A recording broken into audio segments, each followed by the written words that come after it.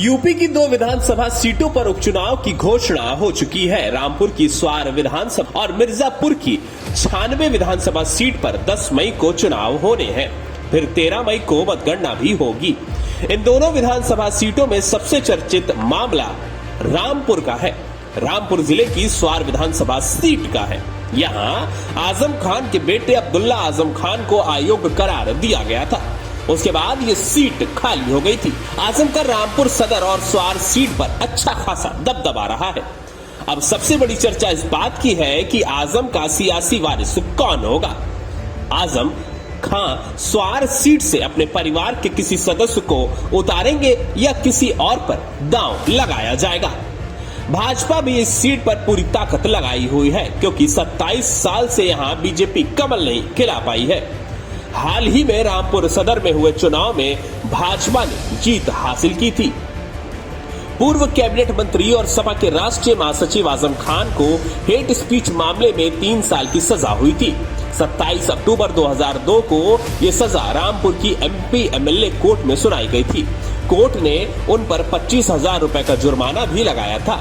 25,000 के निजी मुचलके पर जमानत दे दी गई थी। साथ ही उन्हें उच्च अदालत में अपील दायर करने के लिए 7 दिन का टाइम भी दिया गया था। हालांकि उसी के बाद 3 साल की सजा होने के कारण उनकी विधानसभा सदस्यता रद्द कर दी गई थी। साथ ही उनका वोट डालने का अधिकार भी समाप्त कर दिया गया था। इसके बाद से आजम अब ना तो चुनाव लड़ सकते हैं, ना ही वोट डाल सकते हैं। सपा नेता आजम खान के बाद उनके बेटे अब्दुल्ला आजम की भी विधानसभा सदस्यता रद्द कर दी गई थी। उन्हें फरवरी 2023 में मुरादाबाद की एमपी एमएलए कोर्ट में 15 साल पुराने मामले में 2 साल की सजा सुनाई गई थी। दरअसल 2 जनवरी 2008 को पूर्व मंत्री और रामपुर के पूर्व विधायक आजम खान और उनके परिवार के साथ मुजफ्फरनगर में एक कार्यक्रम में शामिल होने जा रहे थे। छलटैट थाने के सामने वाहन चेकिंग के दौरान आजम खान की गाड़ी पुलिस ने रुकवा ली थी। इसके विरोध में आजम और उनके बेटे स्वार टांडा विधानसभा सीट से विधायक अब्दुल्ला सड़क पर धरने पर ही बैठ गए थे। आरोप है कि सड़क जाम करते हुए बवाल किया गया था और सरकारी कार्य में बाधा उत्पन्न कराई गई थी। इन्हीं आरोपों पर उनके खिलाफ मुकदमा दर्ज हुआ था, जिसके बाद फैसला आया और उनकी भी सदस्यता रद्द कर दी गई। आजम खान हमेशा अपने परिवार से ही उम्मीदवार उतारते हैं, लेकिन अब उनके परिवार में उम्मीदवारों के लिए सिर्फ उनकी पत्नी डॉक्टर तंजीम फातिमा और उनका बड़ा बेटा आदिब आजम ही है। हालांकि एक नाम उनकी बहू सिदरा अदीब का भी चल रहा है। वो भी आजम खान के साथ सियासी मंच पर कई बार दिखाई दी है। अखिलेश यादव के साथ भी उनकी तस्वीरें सामने आई हैं। हालांकि आजम की पत्नी डॉक्टर तंजीम फातिमा बीमार रहती हैं और आने जाने के लिए व्हीलचेयर का इस्तेमाल करती हैं, इसलिए उनकी सियासी सक्रियता कुछ कम दिखाई दे रही है। हाँ, बड़े बेटे आदिब आजम राजनीतिक मंचों पर आजम के साथ दिखाई देते हैं। पिछले चुनाव में आजम खान के जेल में रहने के दौरान बड़े बेटे आदिब आजम की पत्नी सिदरा और आदिब के चुनाव लड़ने की अटकलें लगाई जा रही थी, लेकिन वे चुनाव मैदान में नहीं उतरे। क्योंकि अब आजम और अब्दुल्ला दोनों ही चुनाव लड़ने में अयोग्य है, तो बहुत संभावना है कि आदिब या सिदरा चुनावी मैदान में उतरे। डेस्क रिपोर्ट, अटल टीवी।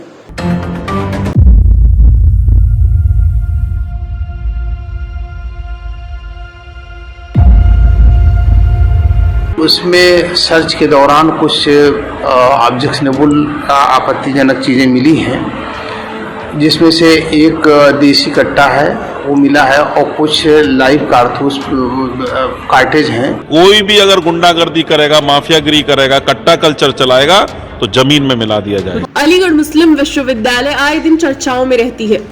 एक बार फिर एएमयू के हॉस्टल में कुछ ऐसा हुआ कि बवाल ही मच गया। अलीगढ़ मुस्लिम यूनिवर्सिटी के आरएम हॉल में सूचना मिली कि हॉल के अंदर एक कमरे में एक छात्र अवैध रूप से हथियार के साथ रह रहा है, जिसके बाद तलाशी ली गई। छापेमारी के बाद आरोपी छात्र अब्दुल के कमरे से हथियार और संदिग्ध सामान बरामद हुआ। आरोपी अब्दुल की तलाश में पुलिस जुट गई है, तो वहीं इस मामले में राजनीति भी शुरू हो गई है, जिसमें अनऑथराइज्ड लोग रह रहे हैं और वो हॉल के मेंबर नहीं है, लेकिन फिर भी रह रहे हैं। उसी इंफॉर्मेशन की बुनियाद पे कल उन्होंने तकरीबन 1 बजे के आसपास में प्रॉक्टर की टीम को भी बुलाया और अपने टीम के साथ उन्होंने एक वार्डन हाउस है, सी ब्लॉक में वार्डन हाउस है, उस वार्डन हाउस का उन्होंने रेड किया तो खैर वहाँ पर कोई मौके पर कोई आदमी तो नहीं मिला, लेकिन उसमें सर्च के दौरान कुछ ऑब्जेक्शनेबल आपत्तिजनक चीज़ें मिली हैं, जिसमें से एक देसी कट्टा है वो मिला है और कुछ लाइव कारतूस कार्टेज हैं, 3, 4 या 5 जो भी हो, तादाद उनकी हो, और उसमें कुछ कागजात भी मिले हैं, कुछ आइडेंटिटी कार्ड, 2 मोबाइल फ़ोन भी मिले थे। वो सारी चीज़ों को उसने जब्त कर लिया और इसके बाद में पुलिस को जो असलहा था और जो कार्टेज थे उनको दे दिया और उसी के साथ एक तहरीर भी दे दिया है रिपोर्ट दर्ज करने के लिए। तो इस तरीके से ये कार्रवाई। योगी का कानून नहीं चल पा रहा, वहाँ अंदर क्या वजह है? योगी का कानून पूरे उत्तर प्रदेश में चलता है। लॉ एंड ऑर्डर का विषय वह मुख्यमंत्री का विषय है, उत्तर प्रदेश शासन का विषय है और यह उत्तर प्रदेश शासन की टैगलाइन है। कोई भी अगर गुंडागर्दी करेगा, माफियागिरी करेगा, कट्टा कल्चर चलाएगा तो जमीन में मिला दिया जाएगा। कहा कि उत्तर प्रदेश के अंदर ही केंद्रीय विश्वविद्यालय होने के बावजूद उत्तर प्रदेश में है लॉ एंड ऑर्डर, वह उत्तर प्रदेश शासन का विषय है। यदि लॉ एंड ऑर्डर की प्रॉब्लम होगी तो पुलिस को कोई परमिशन लेने की जरूरत नहीं। डेस्क रिपोर्ट, अटल टीवी। ये रोड बना रखे हो, ये ठेकेदार तुम ही हो ना?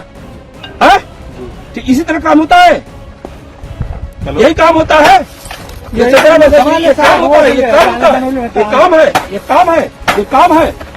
काम गाड़ी क्या चलेगी, गाड़ी चलेगी इस पर। गाजीपुर के जखनिया विधानसभा से सुहेल देव भारतीय समाज पार्टी विधायक वेदी राम ने गाजीपुर के जंगीपुर से यूसुफपुर को जोड़ने वाली करीब 4.5 किलोमीटर की बन रही सड़क को घटिया निर्माण को लेकर सवाल उठाए। ये रोड बना रखे हो, ये ठेकेदार तुम ही हो ना? इसी तरह काम होता है, यही काम होता है। ये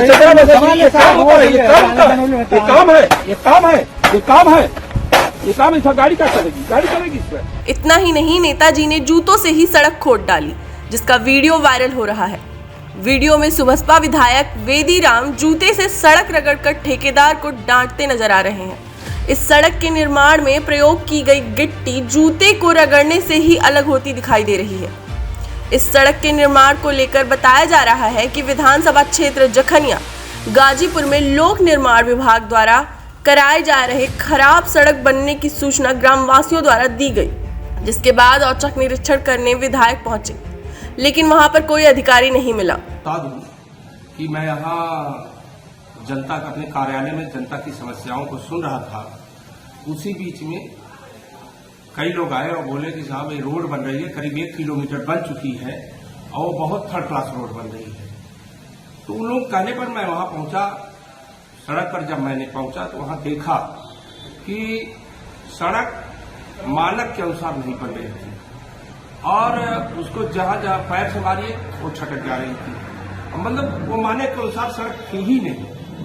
और वहां पीडब्ल्यूडी का न कोई जेई था, न एक्शन था, न कोई कर्मचारी था, कोई नहीं था। फिर मैंने उसको जो ठेकेदार है तो उसी में ठेकेदार भी थे, तो मैंने पूछा ठेकेदार कौन है, तो उन्होंने बताया कि ठेकेदार सामने आए। तो मैंने उनसे कहा क्या रोड इसी तरह बनाई जाती है? और एक बार मैं हिदायत उनको दे चुका था कि देखिए रोड जो है अच्छी होनी चाहिए, ये मुख्यमंत्री जी का आदेश है, कहीं भी रोड में भ्रष्टाचार न हो और पारदर्शिता होनी चाहिए और मानक के अनुसार बननी चाहिए। ये मुख्यमंत्री का आदेश है। उन्होंने विधानसभा में कहा, अपने विधायकों को जो है उन्होंने कहा कि कहीं भी अगर अनियमितता देखिए तो आप मुझे सूचित कीजिए, उसको रोकिए। उसी मुख्यमंत्री जब इस यहाँ विधानसभा में बोले थे तो मैं जाकर के उसको मैंने रोका और रोकने के बाद मैंने कहा कि यहाँ एक्शन को मैंने बात किया और जेई को बात किया और भी अधिकारियों को मैंने बात किया कि यहाँ पीडब्ल्यूडी का कोई कर्मचारी यहाँ खड़ा रहे, अधिकारी खड़ा रहे, तभी रोड बनेगी। रोड मानक के अनुसार बनेगी सड़क, नहीं तो एक ही साल में पता चला सब 2 ही महीने में इसी बरसात बाद सब इधर उधर हो जाएगा। उसमें सरकार की भी बदनामी होगी और मेरी भी बदनामी होगी। नेक्स्ट रिपोर्ट, अटल टीवी।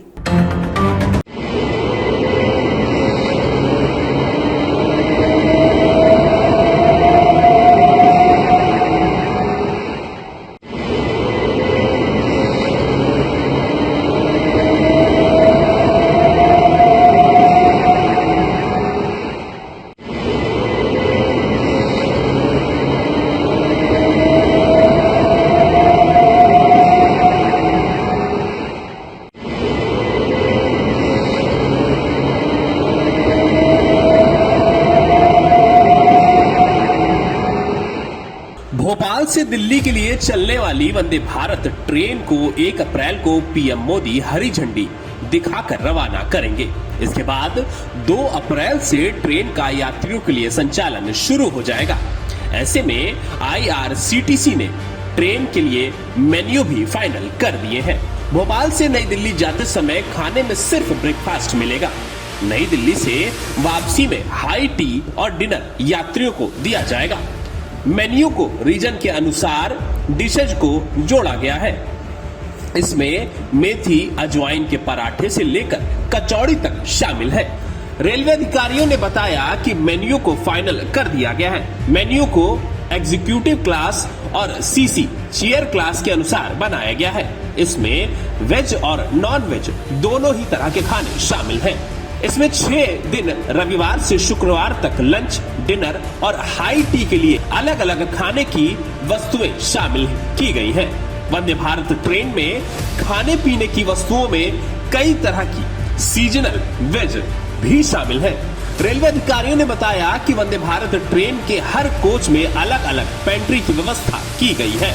इसमें रेलवे स्टाफ के लिए कई तरह के किचन उपकरणों के अलावा माइक्रोवेव एवं अन्य सुविधाएं भी दी गई हैं, जिसमें कि हर कोच में यात्रियों को समय पर खाने पीने की वस्तुएं मिल सके।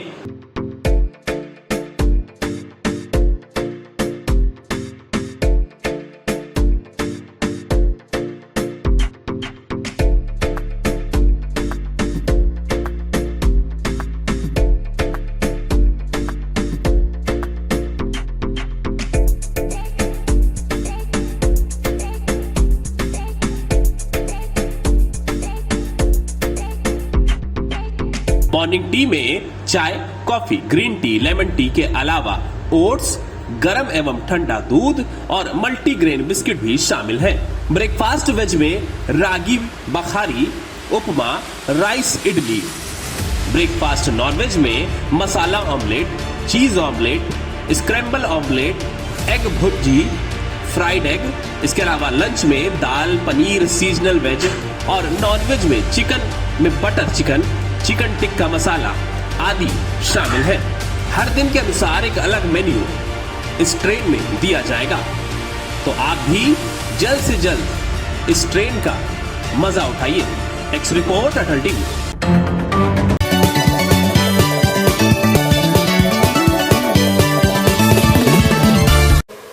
राजा बोला रात है, रानी बोली रात है, मंत्री बोला रात है, संतरी बोला रात है, लेकिन साहब ये सुबह सुबह की बात है।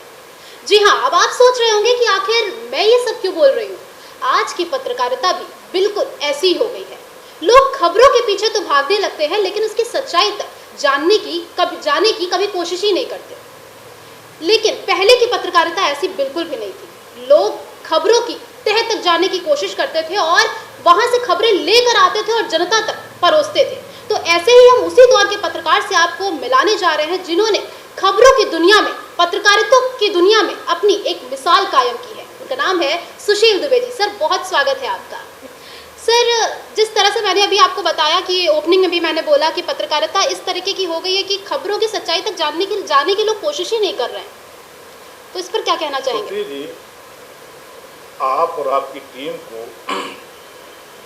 अटल न्यूज के लिए जो अभी नया चैनल या यूट्यूब या जो भी है लॉन्च कर रहे हैं, उसके लिए बहुत बहुत शुभकामनाएं, साधुवाद, बधाई।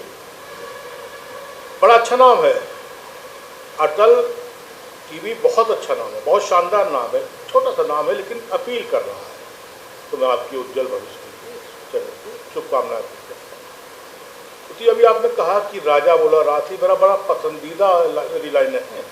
मैंने कई चैनल पे कई बार कहा और अक्सर मैं इसको कहता हूँ जब मौका होता है, लेकिन मैं अभी आपने कहा, मैं तो एक लाइन और जोड़ रहा हूँ। राजा बोला रात है, मंत्री बोला रात है, अफसर बोले रात है, चमचे बोले रात है।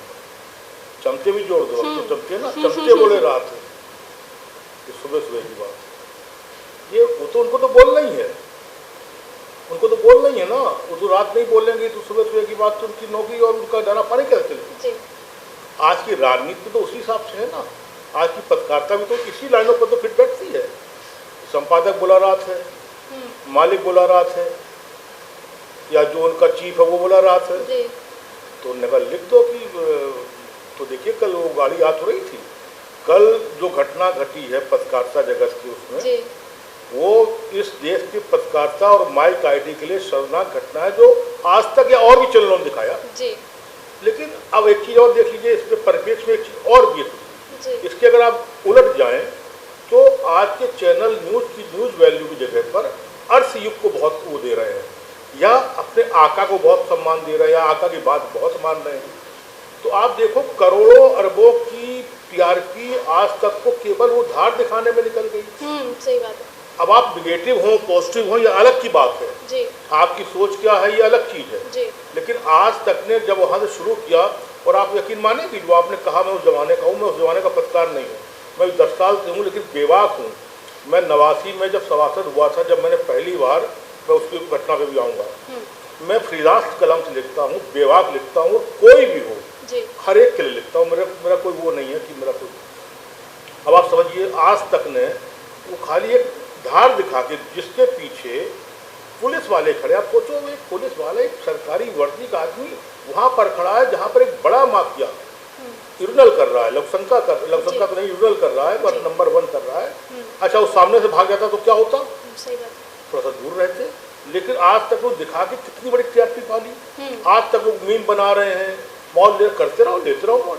उनका जो काम था आज तक वालों का, या जो उनको निर्देश मिला था उन्होंने पूरा काम कर दिया। ठीक, क्या अवस्था थी साबरमती से चलते हुए 32 घंटे तक नैनीझील तक आने की। अच्छा अब आइए पत्रकारिता का हैरेसमेंट जो हुआ है इधर 12-15 सालों में बहुत हुआ है, और इधर 7-8 सालों में तो बहुत ही हुआ है। वरना छुट्टी जी हम 89 में सभासद हुए थे काउंसिलर में, निर्दलीय हुए थे, तो मेरे पास टीम पड़ी थी उस समय, बड़ी विधायक के ऊपर गंगबाजी होती थी तो टीम बहुत थी। तो मैंने कुछ लोगों की टीम के लिए यहाँ पर बड़ा, उस समय कुछ ही अखबार चलते थे, आज तरीके से भीड़ नहीं थी अखबारों पत्रकारों की, माइक आईडी की, तब उस समय तो वो माइक आईडी तो थी ही नहीं, होती ही नहीं थी। कुछ गिने हुए लखनऊ में पत्रकार वो होते थे अखबार। तो सबसे बड़ा अखबार होता था स्वतंत्र भारत पानियर, इसका यहाँ पर स्टेशन रोड पर बड़ा ऑफिस था जहाँ चलो पासपोर्ट का ऑफिस है। वहाँ पर हमने कैंटीन ली थी अपने लड़कों के लिए, अपने साथियों के लिए। तो हम बैठते थे, तो वहाँ मशीन प्रिंटिंग प्रेस भी थी। और आप सोचो मैं बात कर रहा हूँ 90 में वहाँ मशीनें चल रही, रात भर आ रहे हैं वो सरजीवी पत्रकार आ रहे हैं, हाँ मैकेनिक आ रहे हैं, वो पेज बनाने वाले आ रहे हैं, वो लगाने वाले आ रहे हैं, मशीन पे जो लोग काम करते हैं, और पत्रकार आ रहे हैं, रात नाइट ड्यूटी वाले आ रहे हैं, डेस्क वाले आ रहे हैं, फला आ रहे हैं। दिन में फिर वो पूरा प्रेस का जैसे रूप होता वैसे होता था। संपादक पंकज जी, उदार जी, पंकज जी बैठे हैं, दर्शना जी बैठे हैं, विनोद शुक्ला जी यहाँ जागरण बैठे, बड़े बड़े नाम उस जमाने के। तो मैंने वहाँ से अब शुरू किया, इससे रुझान मेरा लगा जब वहाँ करीब 4-5-6 साल मेरी कैंटीन चली है, तो मैंने वहाँ से थोड़ा सा इंटरेस्ट लगा, अखबार पढ़ते थे कैसे क्या होता था। अच्छा उस जमाने में सबसे बड़ी बात की थी, एक आर डी शुक्ला जी से, वही बाद में सभासद हुए, क्राइम रिपोर्टर थे। मैंने उस जमाने के उन रिपोर्टरों को देखा, रिपोर्टर स्ट्रिंगर को देखा है, जिनकी कलम से शासन प्रशासन खड़ा हो जाता था। मैंने वो दिन देखे हैं। संपादक और ये सब तो बहुत बड़ी बात, ये तो हस्तियां होते थे, इन तक तो कोई सोच ही नहीं सकता था कि इनसे मिलना भी है। उस बीट का जो रिपोर्टर होता था, या उस बीट का जो चीफ ब्यूरो होता था, या डेस्क जो इंचार्ज होता था, या जो ब्यूरो होता था, इन सबकी जो आइडेंटिटी होती थी विशेष और स्पेशल, ये सब तो बहुत बड़ी हस्तियां होती थी। इनका तो कोई मतलब, ये तो सब VIP टाइप के लोग होते थे। और तब के पत्रकार फील्ड पे निकलते थे। हमने वो दिन देखे हैं, तो कीजिए आप सोच नहीं सकता, कोई कल्पना नहीं कर सकता है कि वो टाइप होता था टाइपराइटर पे, फिर प्रेस विज्ञप्ति बनती थी, फिर वो उससे साइक्लोस्टाइल करते थे, फिर वो घर के वो जो ऑफिस जाके हाथ जोड़ रहे हैं, रिझा रहे हैं, पत्रकारों के सामने खड़े हैं भैया। और उस जमाने में मुझे आज भी याद है, जब मेरी पहली न्यूज़ निकली है, मैं किस समय निकली थी मुझे याद नहीं है, तो मैंने उसको महीनों देखा था, वो देखते रहता था वो न्यूज़ को, नाम को। आज तो बात ही दूसरी है।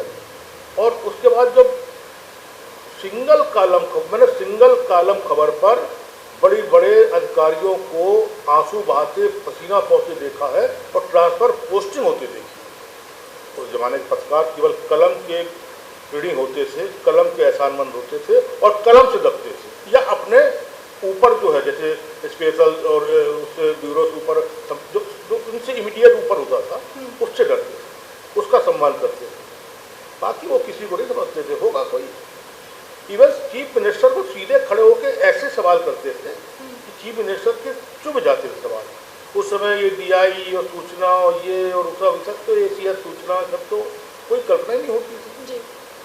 मुख्यमंत्री सीधे अब आप कोई कल्पना कर सकता है कि कोई मुख्यमंत्री कोई CM सीधे किसी पत्रकार को फोन करेगा या उनका PA फोन करेगा या डायरेक्ट फोन पे मेरे कॉल आए कि मैं फलां बोल रहा हूँ, किसी का नाम ले लीजिए, ये कोई सोच सकता है, कल्पना कर सकता है?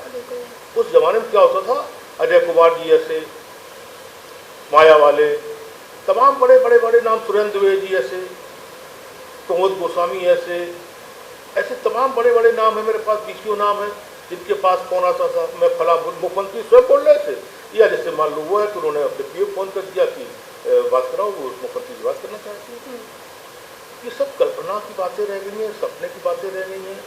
मैंने तो आपको बता दूं, उस समय तो फोटोग्राफर मुन्ने बख्शी, नैयर जैदी, प्रदीप शाह माया और बिलीगर, ये 7-8-9 वो होते थे फोटोग्राफर, और उनके कैमरे, मतलब आप जानिए कि राफेल मिसाइल क्या होगी जिनके कैमरे होते थे।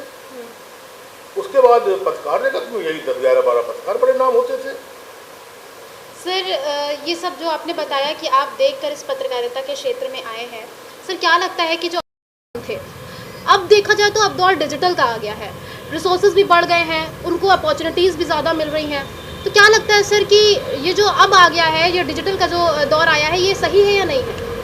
नहीं, बिल्कुल सही है, इसलिए कि जो दौर बदलता है, आप अगर उसके साथ गला जोड़ के, कंधा जोड़ के आगे नहीं बढ़ेंगे तो पिछड़ जाएंगे जी। लेकिन एक सच्चाई यह भी है कि जो आज की पत्रकारिता है उसमें तकरीबन 50-60% जो है कारपोरेट कल्चर का जो सुनामी है उसमें पतन हो चुका है, क्योंकि आज का दौर जो है कम काम करे अधिक पाले, तो इससे जो है कहीं ना कहीं पत्रकारिता का भी क्षरण हो रहा है। और जो एक पत्रकारिता का जो एक नैसर्गिक उदात्त मूल्य जो होता है वो भी कहीं ना कहीं पिछड़ रहा है। मुझे एक जगह पढ़ने को मिला कि CF एंड्रूज साहब जो है, लाला लाजपत राय को जब आज़ादी के आंदोलन चल रहा था, उन्होंने कहा कि आप उस तरह का अखबार क्यों नहीं निकालते हैं जैसे CP स्कॉट जो है लंदन में मैनचेस्टर, गार्जियन मैनचेस्टर करके अखबार निकाले थे जो जनमत यानी पब्लिक ओपिनियन को तैयार करता है, उस तरह क्यों नहीं निकालते हैं? लाला लाजपत राय को यह बात जमी और उन्होंने द पंजाबी अखबार निकाला और अंग्रेजों की चूल्हे हिला दी। तो वो एक वक्त था, दौर था। आज शायद मुझे नहीं लगता है कि देश का कोई भी व्यक्ति जो है अगर हिम्मत करके कोई ऐसा अखबार निकाले जो सत्ता पक्ष की नाकामियों को पूरी तरह से उखाड़ करके सामने रख दे और वो उसका जो है सही सलामत रह जाए। कहीं ना कहीं जो है शासन का, सत्ता का, उसके ऊपर इतना दबाव होता है, वो व्यक्ति टूट जाता है।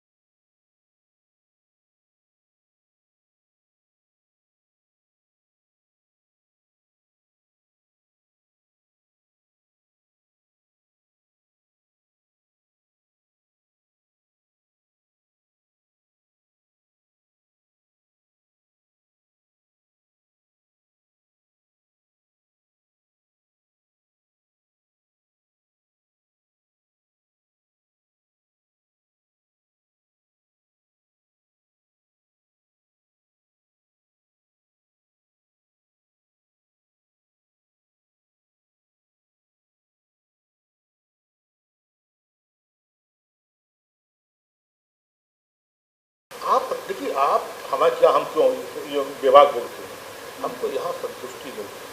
हमें लगता है कि हमने समाज और कलम माइक आईडी के लिए कुछ किया, मतलब वो उसके प्रति कुछ धन्यवाद ज्ञापित किया। जिस दिन पत्रकार सोच लेगा कि हमको अपनी कलम या माइक आईडी के प्रति ईमानदार होना, उस दिन विभाग बोलने लगा। अच्छा, कोई क्या कर लेगा आपका? मैं मान्यता प्राप्त नहीं हूँ, मैंने अपने कलम से 40 मान्यताएँ दी हैं पूरे जिले भर में। प्रदेश में मेरे अखबार से 12-13 मान्यताएँ प्रदेश की होती थी। मुझसे कहा गया, मैंने आज तक, मैंने जब कुछ चाहिए नहीं, मुझे गाड़ी नहीं चाहिए, घर नहीं चाहिए, विज्ञापन नहीं चाहिए, दवा नहीं चाहिए, और अब मैं कभी सूचना नहीं जाता, मैं कभी सचिवालय नहीं जानता मेरे पास, क्योंकि जब मुझे चाहिए ये कि मैं आवाज़ बन सकूँ आम आदमी की। पहले आदमी जाता था, डेस्क देता था और हाथ जोड़ता था, तो संबंध भी बनते थे पत्रकारों का, मोहब्बत होती थी, कुछ बातें होती थी, कुछ बातें निकलती थी। अब उसने फ़ोन किया, हाँ भाई क्या कहूँ, वो थे, वो फला फला फला फला फला, और वो काम खत्म हो गया। तो बताइए इंटरेस्ट कहाँ है? अरे मात्रा नहीं, लोगों को आज की तारीख में जो पकड़, आप छोटे छोटे अखबारों को देख लीजिए, बड़े अखबारों को देख लीजिए, या ये मात्रा, शब्दों का चयन नहीं पता होता कि क्या लिख रहे हो, क्या लिखना चाहिए। तो ये सब चीज़ें हैं, जमाने गए तो है, ठीक है। मुझे नहीं लगता कि जल्दी जल्दी कोई बदलाव आएगा। बहुत शुक्रिया सर हमारे कार्यक्रम में जुड़ने के लिए। देखिए, आपने सुना, सुशील दुबे सर थे जो आपको पूरी जानकारी दी है, विस्तार में सब कुछ बताया है कि आखिर पत्रकारिता कैसी है आज की, और तब की पत्रकारिता, जो सर के समय की पत्रकारिता थी, वो कैसी थी, पूरी जानकारी दी है। हम आगे भी आपसे रूबरू होंगे, तब तक के लिए मुझे दीजिए इजाजत। नमस्कार। ऐसा कहते हैं सब लोग कि जादू भरी पदरज है तुम्हारी, इस पदरज का स्पर्श हुआ तो मौन शिला बनी सुंदर नारी।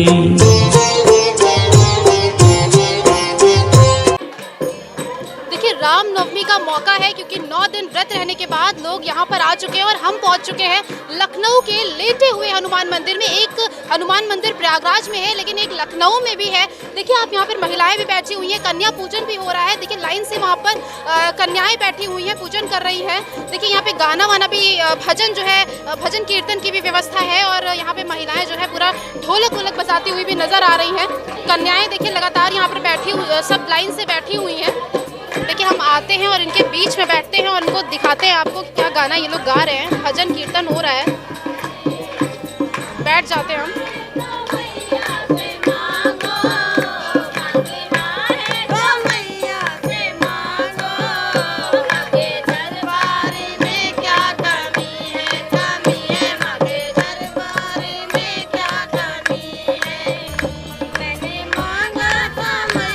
लगातार यहाँ पे भजन कीर्तन हो रहा है और हम आपको सीधा तस्वीरें यहाँ से दिखा रहे हैं।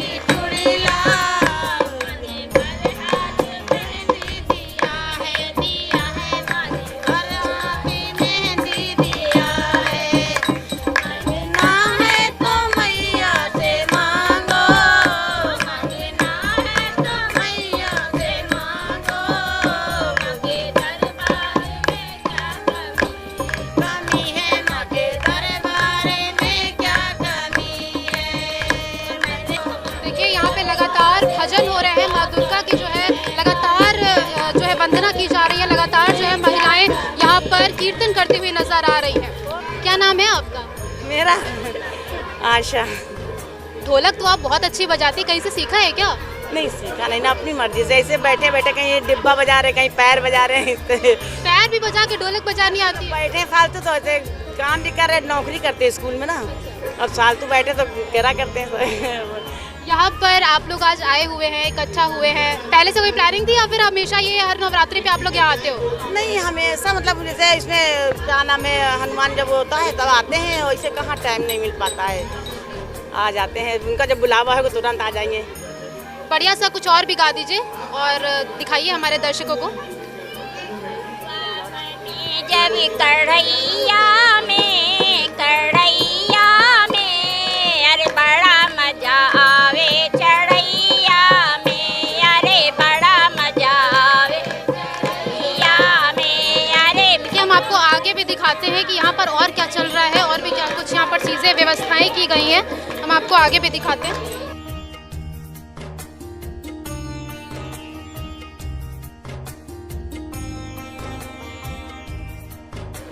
हमारे लेटे हुए हनुमान जी का मंदिर भी है। यहाँ पर भी आज रामनवमी की जो है विशेष तैयारियां चल रही हैं, लोग यहाँ पर आए हुए हैं।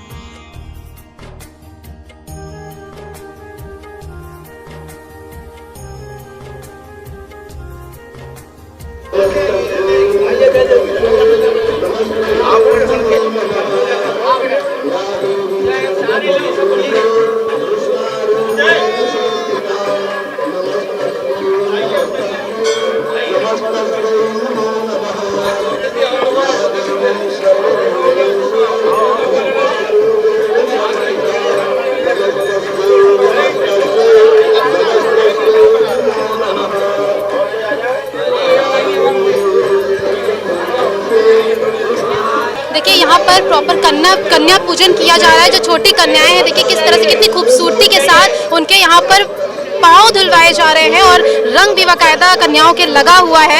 आप साफ तौर पर देख पा रहे होंगे कि प्रॉपर उनके पैरों को धुलवाया जा रहा है, उसके बाद पैरों को पोंछा भी जा रहा है। और देखिए किस तरह की यहाँ पर थाल रखी गई है जिसमें जो है उनके पैरों को धुलवाया जा रहा है।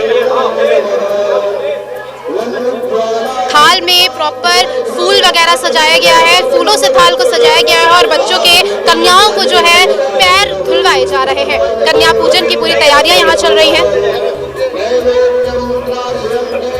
पूरे मंत्रोच्चारण के साथ जो है यहाँ पर कन्या पूजन पूरा चल रहा है।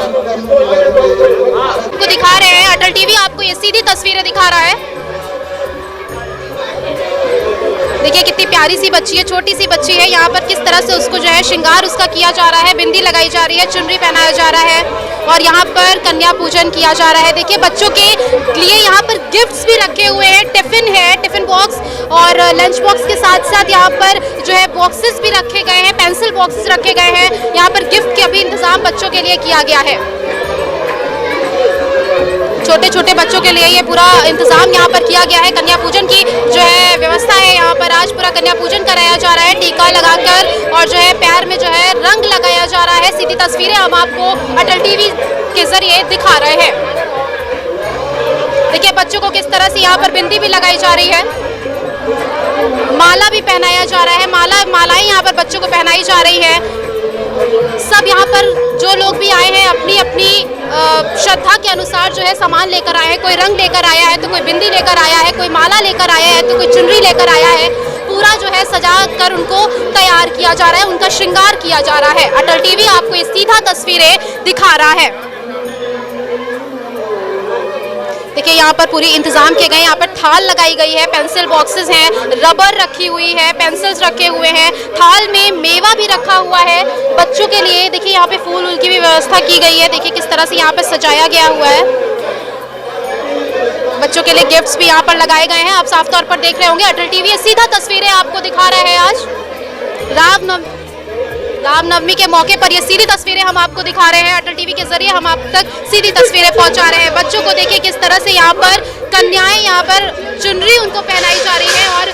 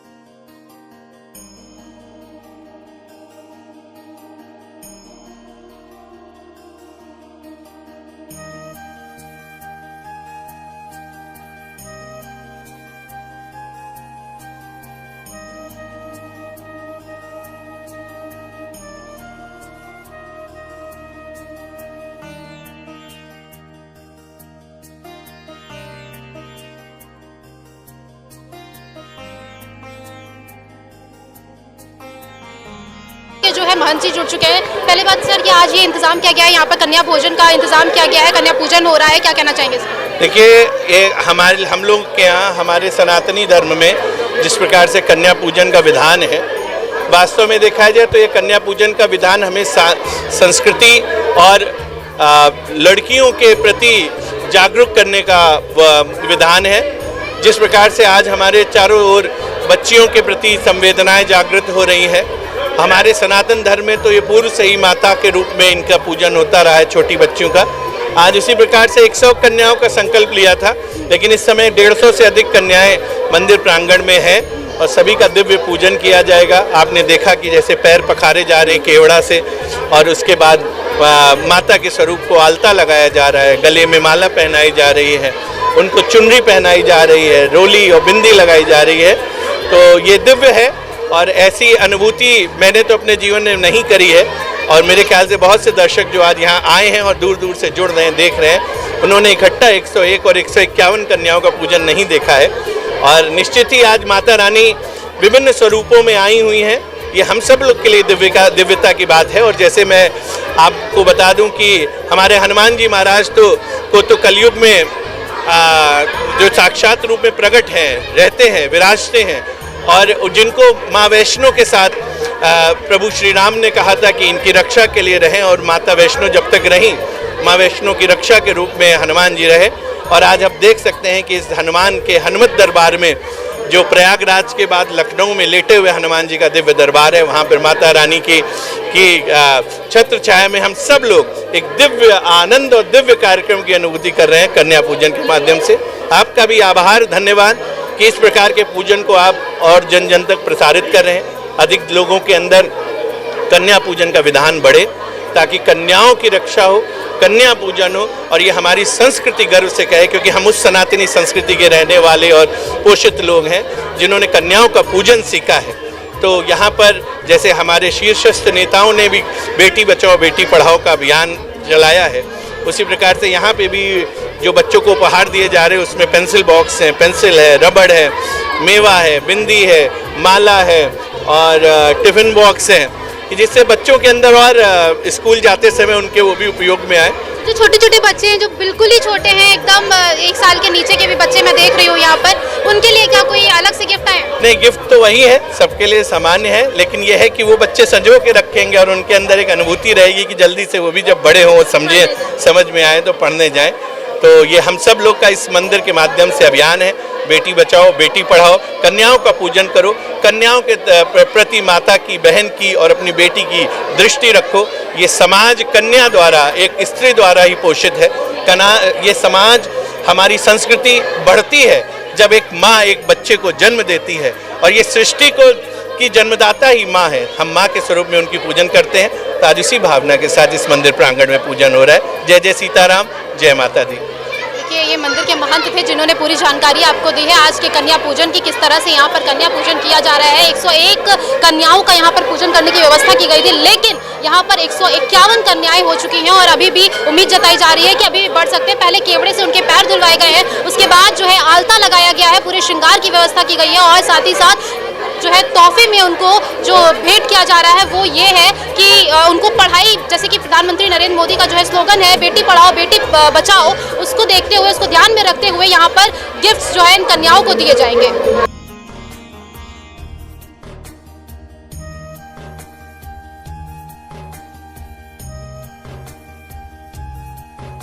देखिए, ये तस्वीरें हमने आपको दिखाई कि किस तरह से यहाँ पर इंतजाम किया गया है। जो है 151 कन्याएं हो चुकी है, 101 का जो है प्रण लिया गया था कि 101 कन्याओं को ये लोग कन्या पूजन करेंगे, उनको भोज कराएंगे, लेकिन 151 हो गई है। जो है इतना खूबसूरत नज़ारा देखने को हमें लखनऊ में तो पहली बार मिल रहा है, और लेटे हुए हनुमान जी के मंदिर में, क्योंकि प्रयागराज के बाद ये लखनऊ में ही जो है लेटे हुए हनुमान जी।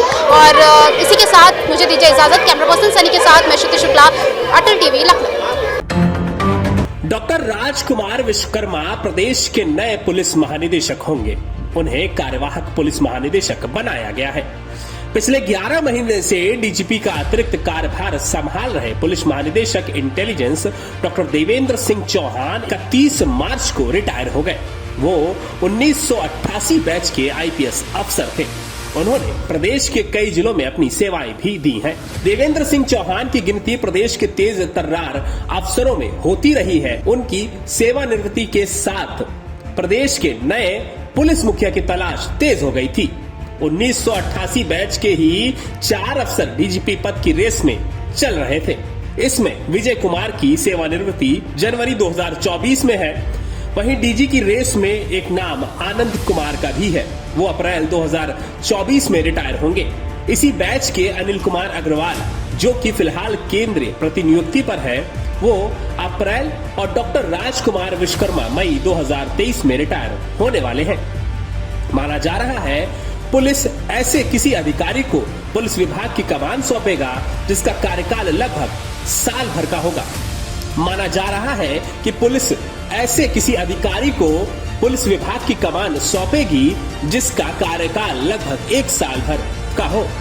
1 साल पहले जब मुकुल गोयल को पुलिस महानिदेशक पद से हटाया गया था, तब भी देवेंद्र सिंह चौहान के साथ आरके विश्वकर्मा डीजी पद की दौड़ में थे, लेकिन बाजी उनके हाथ से फिसल गई। सरकार ने उनके छोटे कार्यकाल के बावजूद वरिष्ठता के आधार पर उन्हें डीजीपी बनाया है। पुलिस महानिदेशक के पद के लिए आरके विश्वकर्मा के चयन के पीछे बड़ी वजह उनकी कार्यशैली और ईमानदार छवि है। वो 15 फरवरी 2020 से डीजी इंटेलिजेंस के पद पर कार्यरत हैं। फिलहाल वो पुलिस भर्ती बोर्ड के अध्यक्ष हैं। आरके विश्वकर्मा जौनपुर के रहने वाले हैं। बताया जा रहा है संघ लोक सेवा आयोग को भेजे गए प्रस्ताव में डॉक्टर राजकुमार विश्वकर्मा का नाम पहले भी भेजा जा चुका है।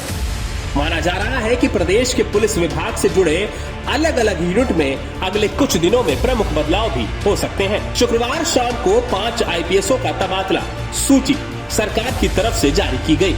डीजी कारागार आनंद कुमार डीजी कोऑपरेटिव बनाए गए हैं। इसके अलावा विजय कुमार को अतिरिक्त सतर्कता का charge, MK Basal PCL Prashant Kumar को कानून व्यवस्था के साथ ईओडब्ल्यू का चार्ज और एसएन सावत को पुलिस महानिदेशक कारागार बनाया गया है। कार्यभार संभाला है, सुनाते हैं। हाथ पर रखा गया है, उसी तरह से उसको आगे बढ़ाते हुए और जितने अपराधी प्रवृत्ति के लोग हैं और माफियाज हैं, इनको दुरुस्त किया जाएगा। साथ में मुझे ये कहते हुए हमेशा बहुत गर्व होता है कि हमारे पास उत्तर प्रदेश पुलिस के पास इस समय वर्ल्ड की टॉप क्लास मोस्ट मॉडर्न 112 सुविधा है, इमरजेंसी रिस्पॉन्स सिस्टम है। और मेरा दुनिया में सबका, टोक्यो पुलिस का, न्यूयॉर्क पुलिस का, लॉस एंजलिस पुलिस का, इजरायली पुलिस का, सबका सारे सिस्टम्स देखे हुए हैं। और मैं इस दावे के साथ कहता हूँ कि दुनिया का बेस्ट सिस्टम है, मोस्ट मॉडर्न सिस्टम है।